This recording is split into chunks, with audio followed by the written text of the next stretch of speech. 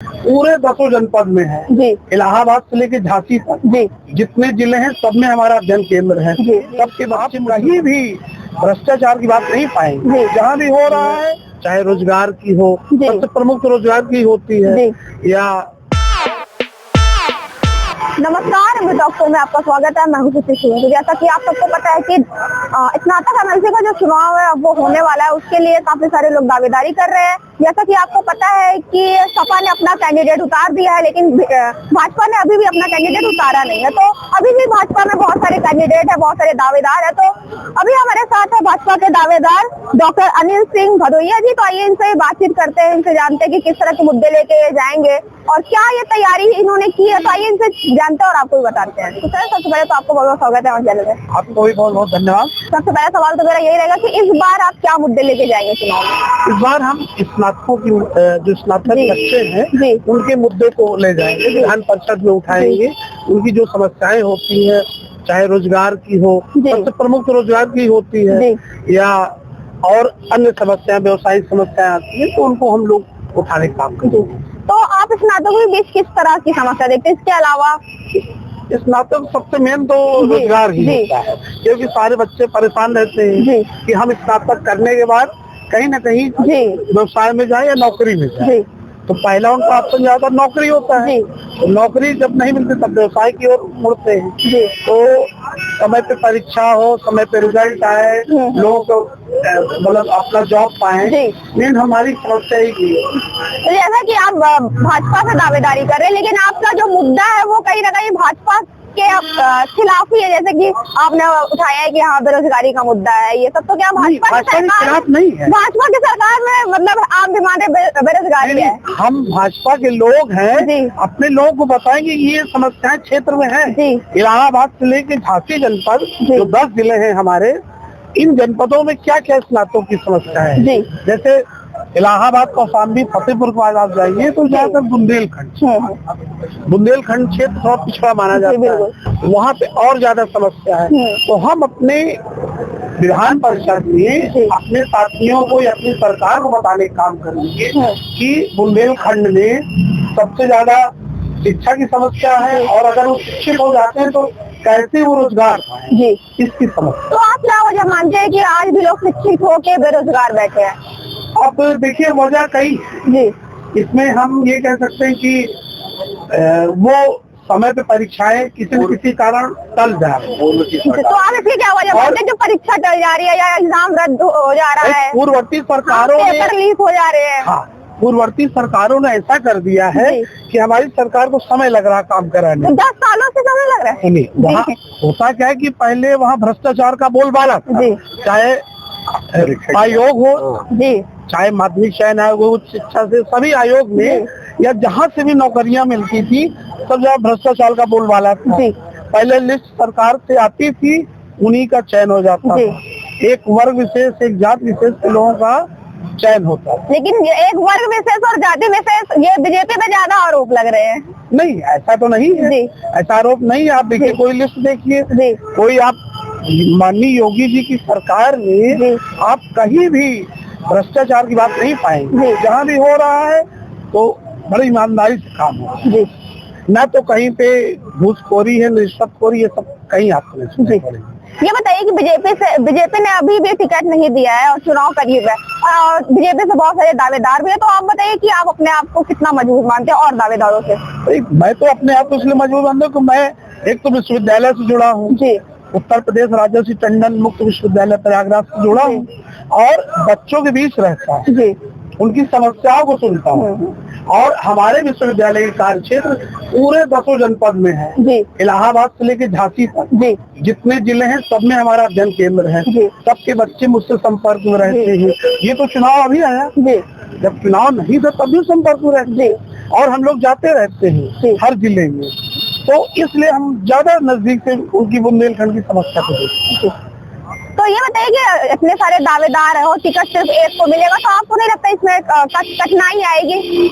ऐसा नहीं है। देखिए, जीवन में अगर कुछ काम करना है तो प्रतिस्पर्धा हर जगह है जी। चाहे नौकरी को लेके है, चाहे टिकट को लेके है, या किसी भी।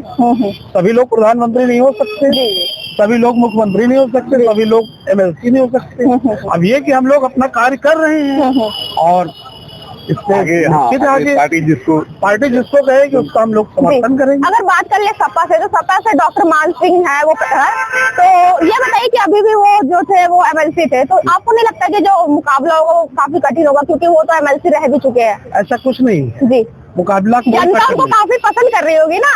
नहीं, ऐसा नहीं है, बहुत लोग नाराज भी हैं। अभी मैं फतेहपुर जनपद में दौरे पे गया था, तो वहाँ कभी गए नहीं। और भी कई जिले जहाँ ऐसा कुछ नहीं, लोग कह रहे कि हम तो देखते ही नहीं। 10 जनपद में भाई प्रयागराज के रहने वाले हैं, कोई भी प्रत्याशी, प्रयागराज में ज्यादा वो स्थिर है, और जनपद के लोग तो यही कह रहे हैं ना। ये बताइए कि हर बार जब MLC का जो चुनाव होता है उसमें हर बार नए वोटर लिस्ट जो है वो जारी होती है, तो इसमें बताइए कितनी कठिनाई आती है? बहुत कठिनाई आती है, और देखिए हर आदमी को कन्विंस करना पड़ता है। जल्दी लोग मार्कशीट देने में परेशान होते हैं, विश्वास नहीं करते, फोटो देने में। और ऑनलाइन जब से स्टार्ट हुआ है तो ऑनलाइन में पासवर्ड बताने में परेशान, क्योंकि आजकल इतना क्राइम हो रहा है, कई बार क्राइम हो रहा है, वो पासवर्ड बताने में। तो ये बताइए कि इस आपकी नजर में सबसे बेस्ट जो है MLC कौन रहा है? डॉक्टर जगदीश शर्मा जी। क्यों? क्योंकि जब हम लोग क्षेत्र में जाते हैं तो लोग उन्हीं की चर्चा करते हैं। एक तो 4 बार रहे और बड़े ईमानदार छवि उनकी रही है, तो वो बहुत अच्छे रहे। सभी मतलब जनता की राय है, हमारी नहीं। अच्छा ये बताइए, अगर आप MLC चुन लिए जाते तो सबसे पहला कार्य आपका क्या रहेगा? सबसे पहला कार्य है कि जैसे विश्वविद्यालय में हम लोग जुड़े हैं, मैडम जुलाई से लेके जून तक एक एकेडमिक कैलेंडर होता है। उसी तरह हम लोग एकेडमिक कैलेंडर पर एक कैलेंडर लागू करेंगे कि जब छात्र स्नातक कर ले तो उसको जॉब के लिए कुछ न कुछ ऐसी कैलेंडर रहे कि वो नौकरी पाए, ना नौकरी पाए तो व्यवसाय करे, तो उसको प्रशिक्षण देने का काम, नौकरी देने का काम, एक कुछ गारंटी योजना देते हम लोग लागू कराने का प्रयास करेंगे। तो ये बताइए आपके हिसाब से इस बार स्नातक MLC कौन जीत सकता है? अब ये तो बड़ा कठिन सवाल है, और जीतेगी तो भाजपा। इस बार बड़े भाई भाजपा ही जीतेगी। भाजपा के लोग इतने नाराज है, आपको लगता है कि भाजपा जीत पाएगी? कोई नाराज नहीं। जनता अभी बिहार में देखिए पूरी सरकार बनी कि नहीं? बिहार में सरकार में जबकि लोग वहाँ बिहार में नाम नहीं ले रहे, तो जनता के मन में जनता बताती नहीं, जनता मन में रख के जब मतदान होता हो तो मतदान दे दी। अब उन्हें तक पीडीए का नारा काफी जो है मजबूत हो रहा है। इसमें नहीं चलेगा, इसमें तो देखिए ये पढ़े लिखों का चुनाव है, इसमें जो भी मतदाता है सब स्नातक है, तो वो जो परिवेश से जानता है, पढ़ा लिखा है, तो वो सोच समझ के वो देता है, तो वो नारा वो नहीं चलेगा।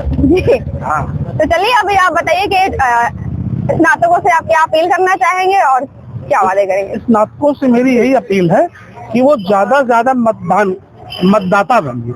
अभी 16 दिसंबर तक हमारी तारीख है मतदाता बनने की, तो ज्यादा से ज्यादा मतदाता बने, और जब चुनाव आए तो मतदान करने के लिए निकले, क्योंकि हाँ सबसे बड़ी दिक्कत है कि लोग मतदान के लिए निकलते हैं। हाँ, मेरा एक सवाल ये भी है कि जो MLC का जो चुनाव होता है स्नातक में, उसमें लोग बहुत कम जागरूक रहते हैं, इसकी वजह आप क्या मानते हैं? नहीं, तो हम लोग जागरूक कर रहे हैं। देखिए पहले सोशल मीडिया नहीं था, तो अब तो सोशल मीडिया पे आप देखिए सारे प्रत्याशी प्रचार कर रहे हैं, तो अब लोग जागरूक हो रहे हैं। अभी प्रयागराज जनपद में लगभग 1,20,000 मतदाता बन गए हैं, तो ये जागरूकता के परिणाम है। मतलब सोशल मीडिया काफी हेल्पफुल रहा है। सोशल मीडिया बहुत हेल्पफुल रहा है, ऑनलाइन होने से भी ऑनलाइन जो ये बन गया है मतदाता बनाने का, ये बहुत अच्छा हुआ है।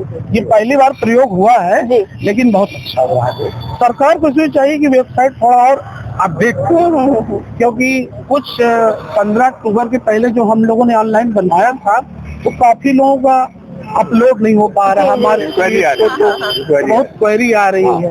हालांकि जमा हो रहे हैं दोबारा, लेकिन मैं तो निर्वाचन आयोग से यही कहूँगा कि और अच्छी अपडेट करें, और आने वाले दिनों में कुछ ऐसा करें कि लोग अपने मोबाइल से ही वोट दें, तो और ज्यादा वोटिंग हो जाएगी। थोड़ा सा अगर हम लोग विचार करें तो हाँ, जैसे आधार, वोटर ID और मोबाइल नंबर, ये अगर लिंक कर दिया जाए तो सर्टिफिकेशन को भी आएगा और एक आदमी एक वोट कर पाएगा। जी। ऐसे ही हम लोग सरकार से जी जी जी आप बच्चों को आपको जिताना है। बहुत बहुत धन्यवाद। आपको बहुत बहुत धन्यवाद। आपके सारे दर्शकों को, आपके चैनल का जी। बहुत बहुत धन्यवाद करता हूँ। हाँ जी धन्यवाद। तो जैसा कि आप लोगों ने देखा, अभी हमारे साथ डॉक्टर अनिल कुमार सिंह भदौरिया जी थे, जो कि भाजपा के दावेदार है। ये स्नातक का जो चुनाव होने वाला है, स्नातक एमएलसी का जो चुनाव होने वाला है, उसके ये दावेदार थे। तो इनसे हमने बातचीत की, इन्होंने अपने बहुत सारे मुद्दे बताए, अभी भी क्या समस्या है उस पर इन्होंने बातचीत की। इसके बाद इन्होंने ये भी बोला है कि अगर ये एमएलसी चुने जाते हैं तो किस तरह से काम करेंगे। और चलिए अब ये वक्त बताएगा कि कौन जीतेगा और कौन बनेगा स्नातक एमएलसी। तो चलिए ऐसे ही खबरों के साथ बने रहने के लिए आप हमारा M2 टॉक शो को फॉलो करते रहिए। बस 3 मिनट की शर्मा के साथ फिर मिलेंगे। धन्यवाद।